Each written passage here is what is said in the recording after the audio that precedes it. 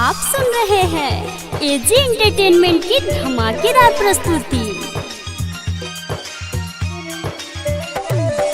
DJ Sajan Raja mix by AG recording studio. जाते बाड़ू ता तोरा बिन जी लेंगे, जाते बाड़ू ता तोरा बिन जी लेंगे। हमार जिंदगी रही ता हम फिर मिलेंगे, हमार जिंदगी रही ता हम फिर मिलेंगे।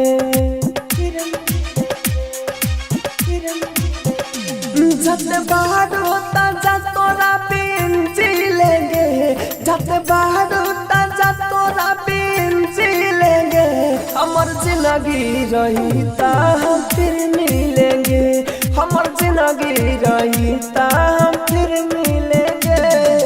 आप सुन रहे हैं एजी एंटरटेनमेंट की धमाकेदार प्रस्तुति।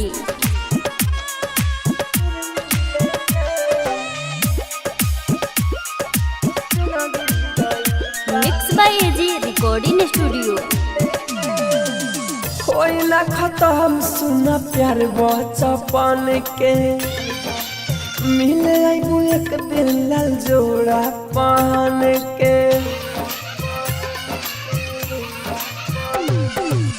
होई ना खत्म सुना प्यार बचपन के, मिले आईबू एक दिन लाल जोड़ा पान के।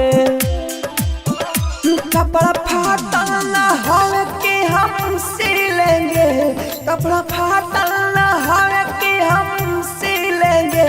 हमर जिंदगी रही ता हम फिर मिलेंगे, हमर जिंदगी रही ता हम फिर मिलेंगे।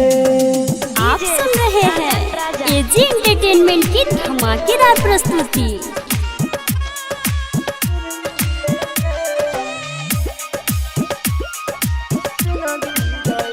Mix by AG recording studio.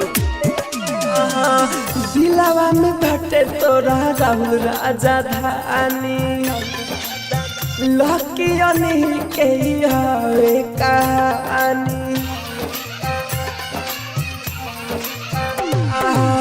दिलावा में भटे तोरा राहुल राजा धानी, लकी अनिल के हवे कहानी।